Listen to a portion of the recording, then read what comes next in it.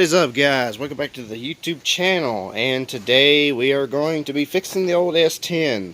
It's been having a problem occurring for quite some time now, and I keep putting it off because, well, it's kind of sort of a pain to replace, but at the same time I need to know what the oil pressure readings are, and that's what we're fixing. So, I already gave the guesses away. It is a Duralast part. This is an oil pressure sensor or switch, whatever you want to call it. Alright, here's the proper name. That's the part number. Lifetime warranty. Not a sponsor by Duralast. AutoZone. I think it was like 25 bucks, something like that.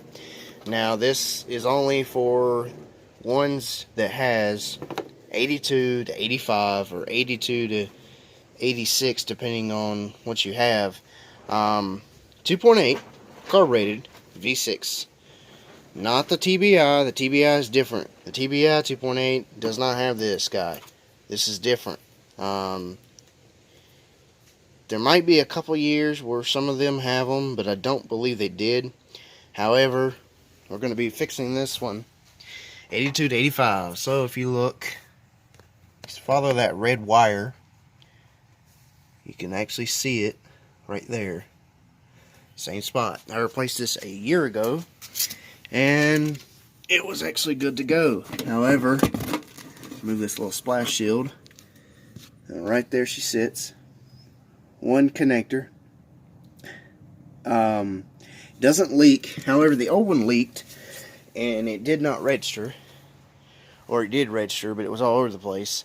So I replaced it a year ago. Put that one in that's in there now, and it was fine, did not leak anymore, and then now it's not registering anymore. So I guess it must be a faulty thing for these, I don't know. However, it's lifetime warranty, so I was like, well, I'll just go ahead and get another one. So that's what we've done. And the size is and if it doesn't come with Teflon tape, you need to put Teflon tape on it like this one has. See what I mean? White thread tape on it. You get it at anywhere. I particularly go to, it's called plumber's tape. It's Teflon tape. I actually go to Harbor Freight and get a bunch of this because it's like 90-some cents or $1 for one of these rolls. And I use the crap out of it. But if it doesn't have the red looking sealant on the threads, then you need to put Teflon tape on it like this has if it doesn't come with it. Because it will leak if you don't. So, the size is 3/4 socket, or you can use 3/4 wrench, whatever you desire. I'm going to use the ratchet and extension with a socket, which goes on the end of this guy right here. Be careful not to break this end off, because that's what your connector plugs onto. So, I'm going to set up the camera and try to get the best shot in there and get this thing out. By the way, when you pull this out, it's going to leak oil out of that hole. Just a fair warning. Make sure you got a pan or something underneath to catch that oil, because it's going to start dumping out.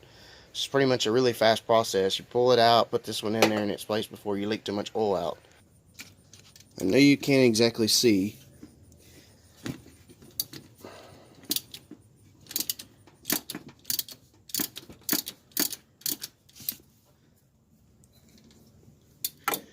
Let's see if I can get a better angle here. See how I've got it placed? I've already got it broken loose, so go ahead and take that out of the way. Put your hand back in here, and you can actually turn it by hand. But before I take it completely out, I'm going to make sure the other one's completely ready before I remove it.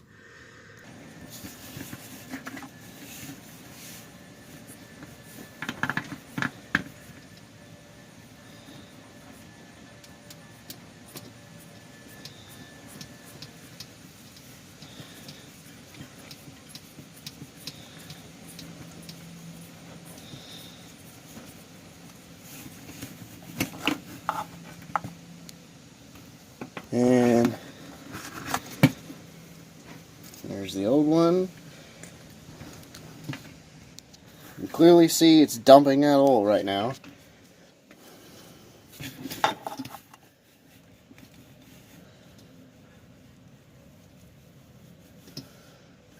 hard for me to see. Trying to show y'all. Come on. Jeez. There we go.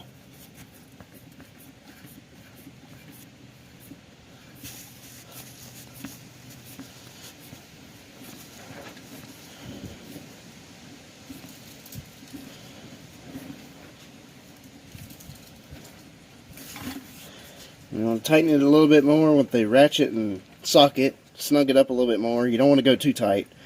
And then it should be good. Alright, now that it's snug back down, I got to crawl underneath, wipe up all that oil that leaked. Here is the end of that connector. Of course, lighting really sucks down here. You can see it now. There's only one hole that this plugs into. You can't force it or you'll bend the end of the tab of that sensor.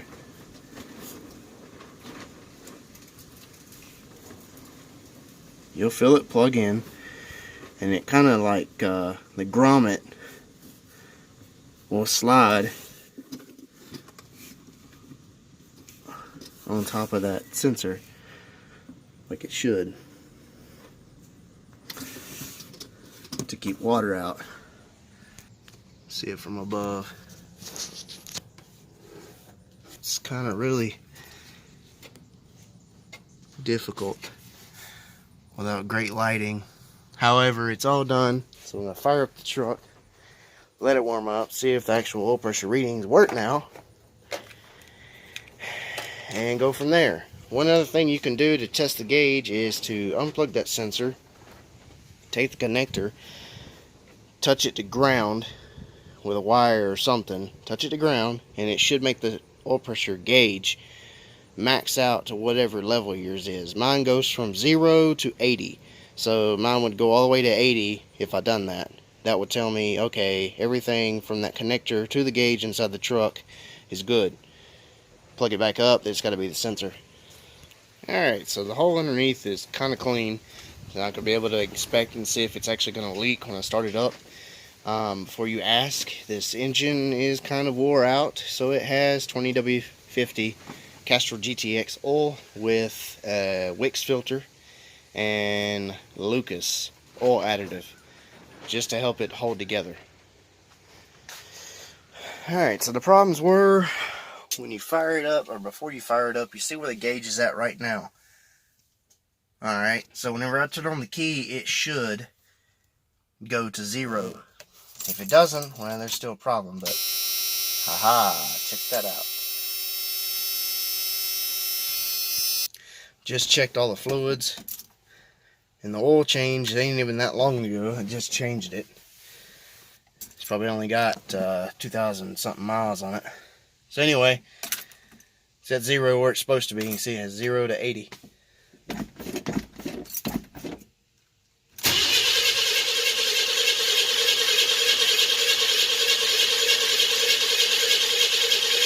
Should be building oil pressure, and it's not. Come on.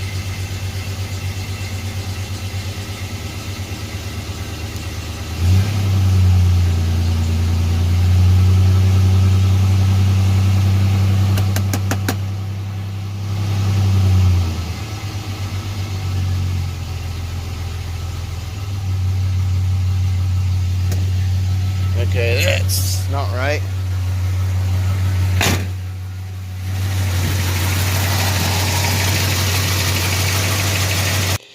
Alright, so a little update here. It is still not reading, and the only thing I can think of is this sensor that I installed, because the other one did read, but it was way off. This one's not doing anything. Either I got another faulty switch, or something in that connector. I don't understand that. It doesn't make any sense to me. So I guess it's going to sum up this video, and I'm going to do some more investigating, I guess you will, and figure out what the heck is going on. I'm about to just put a manual oil pressure gauge on this thing and call it done, because I'm tired of screwing around and I want this fixed. I want to know what the oil pressure readings are on this truck, because of the motor being so wore out. It's got bad bearings in the bottom end. After it gets up to temperature, it kind of, well, isn't the greatest oil pressure. I'll just say that.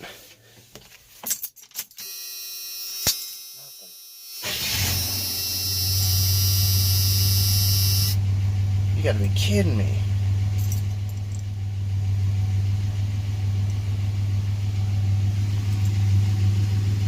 Yeah, that's not right. Alright guys, well, I hope you enjoyed this video. Give it a big thumbs up, like, share, subscribe, and I will catch you next time. Hope this fixed and helped you out for any repairs you were looking for or needed. This will pretty much fix 82 to 85 or 86 Chevrolet S10, S15, 2.8 V6 carbureted automatic. Alright, so here's a little quick update since the last time y'all seen this. It's been, I'd say a few days later, and I finally did figure out the issue, and it was actually not the sensor. I took the guy back off, checked it out. What had happened was, from the old sensor that I had removed, the Teflon tape was still inside the hole where the oil was pouring out of, and I didn't realize that. And I put the new sensor in, and when I did that, it built up pressure, and all that Teflon tape went straight into the sensor, which clogged it up, and it wasn't able to read anything.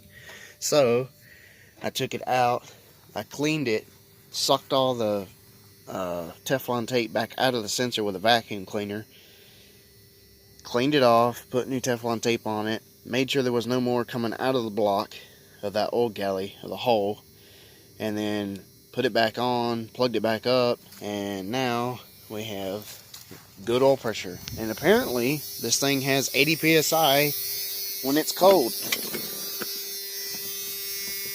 See, it's at 0,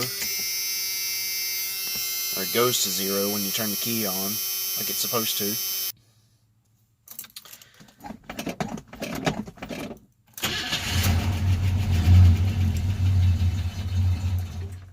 Cold-natured beast. See, goes right back down.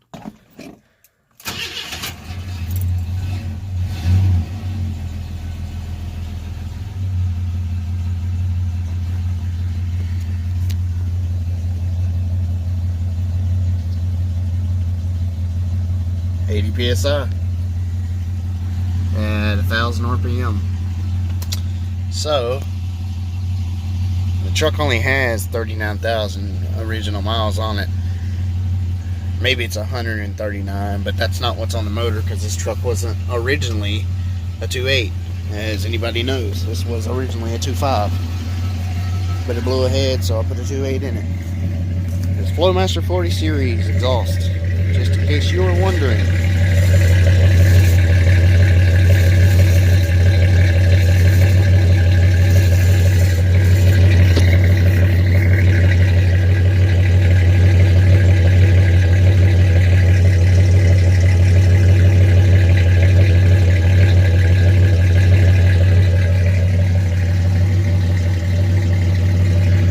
Tell me that don't sound like no V8. And when she gets up to temperature, she has somewhere around, I'm guessing, 25 to 35 psi of oil pressure, something like that. And that's probably because I have such a thick oil with the Lucas oil additive, because the bottom end bearings ain't that greatest. So. But anyways, I just thought I'd include this little part, just in case for one of y'all was wondering out there that were doing this same job and had the same problems. Thanks for watching. Stay tuned for more. Hope this helped out.